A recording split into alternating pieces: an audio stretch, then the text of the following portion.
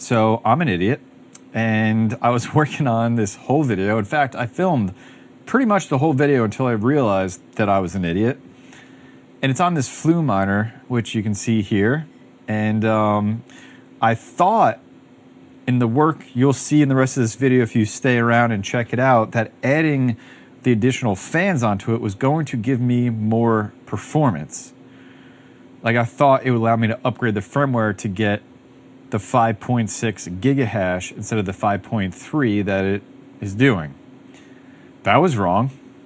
Adding the additional fans, all it does is allow you to do a firmware update for automatic fan control instead of having the current fans on 100% full blast speed. Now you can do fan control automatically based on ambient temperatures, which is cool.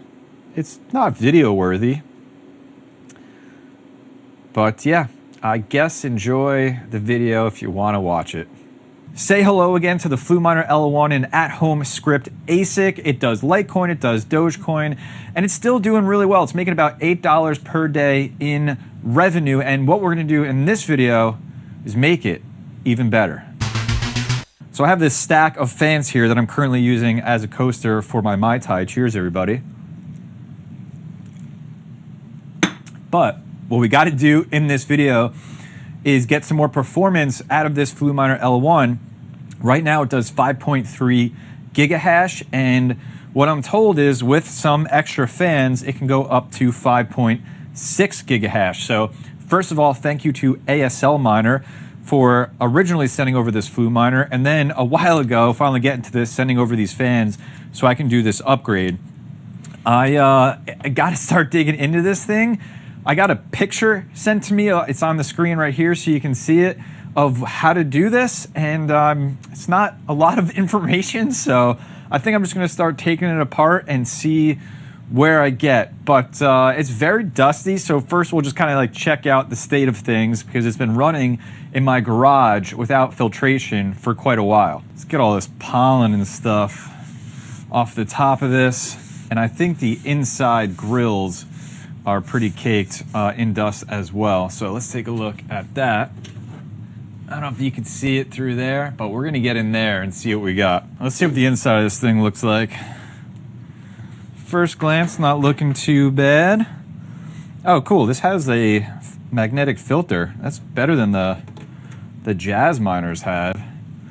So you can see everything it's been collecting is honestly not too bad. I'm gonna go throw this in the sink. So just checking out the setup of this and how it currently works, it's taking in all of the air from the front panel, which is why it has the filter there, and then sending it through all of the heat sinks, which are on top of the ASIC chips right here, and then sending it all out the back. And it's doing that currently with the 3 fans that it does have, which you can see 1, 2, 3 right there. But what we're gonna do is we're gonna add 3 additional fans to pull in more air through the front. And so I think they're gonna go in here. That picture is really confusing. I don't know if they are supposed to go inside here or back here. I'd still like to use that dust collector, but I don't know if it's gonna be possible.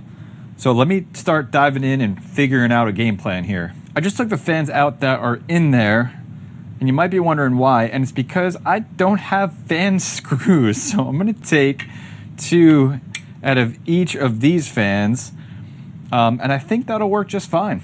I'm trying to avoid taking this whole bracket out of here for this fan because you can see I got 1 fan screw in, which is working great, but I wanna get another down there, just have it placed right now.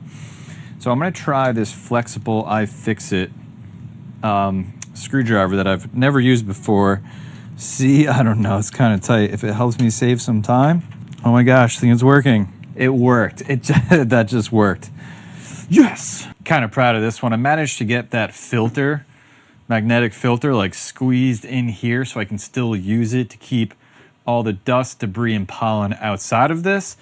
I could probably trim it down a little bit more so it fits really nice, but it's in there. 3 fans are successfully installed and the cables are running up and over to the 3 additional fan headers that were already part of this circuit board. I'm not exactly sure Why, if there was plans for this, is it because they have that pro model of the Fluminer now? I don't know, but it's all in there.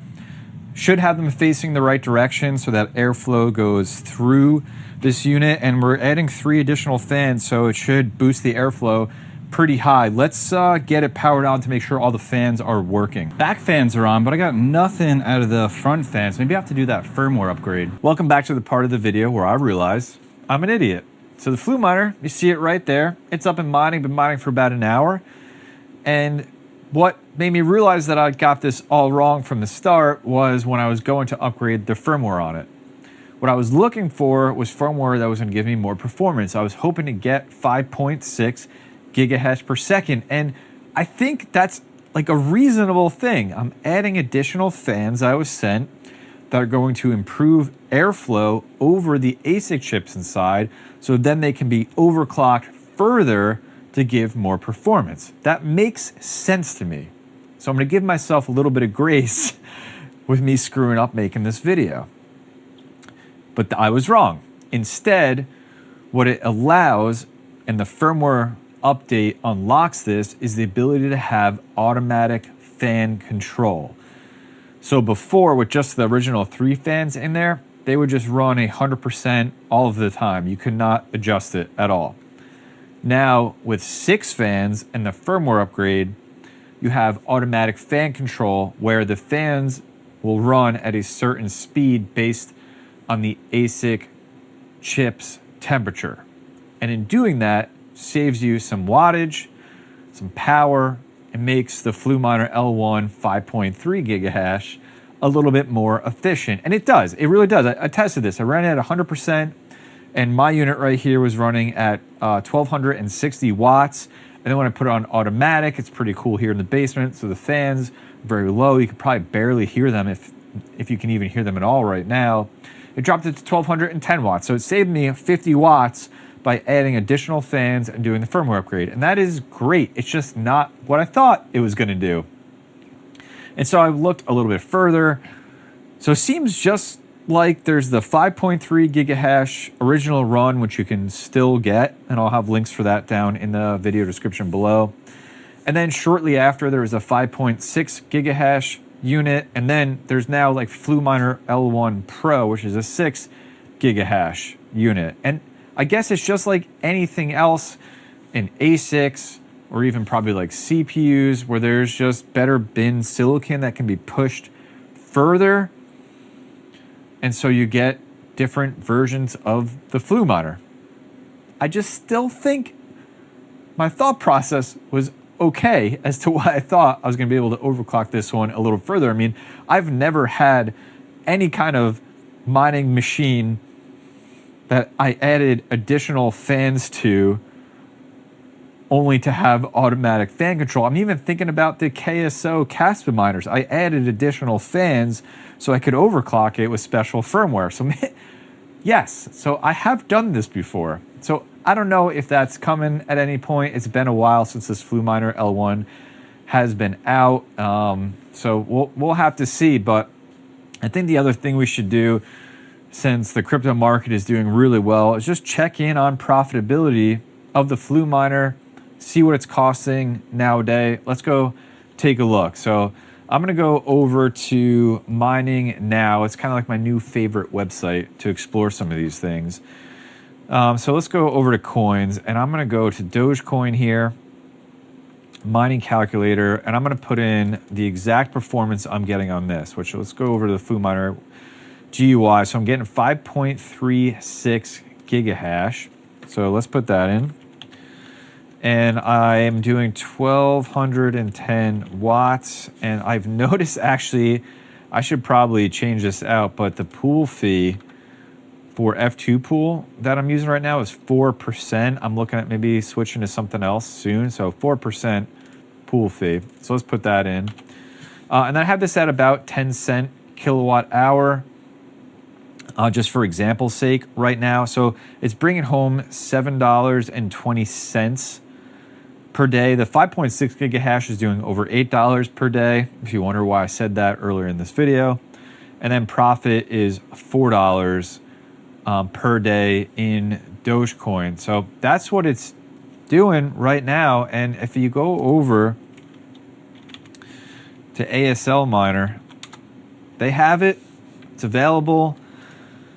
5.3 gigahash version, $2,600. It's been doing pretty good. I'm curious to see where Litecoin, Dogecoin script mining is going. AlphaPex just announced recently their new version of like their big boy ASIC.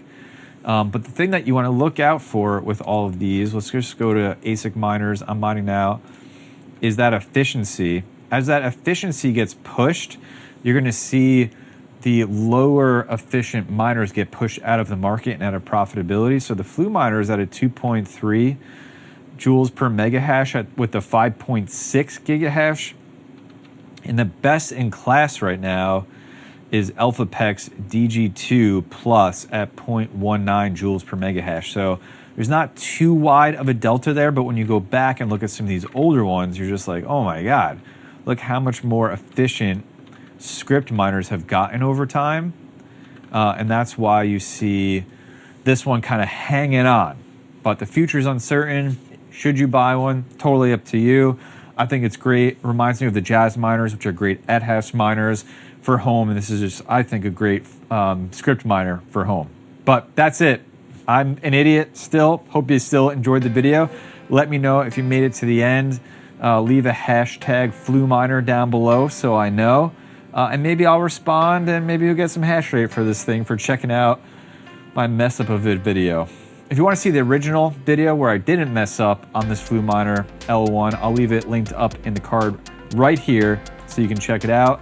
And if you want to see another way that I am mining Script and Dogecoin right now, I'll leave a video to my Gold Shell Bite up in the card over here as well so you can check it out. But otherwise, please take care of yourself, each other, and I'll see you in the next video.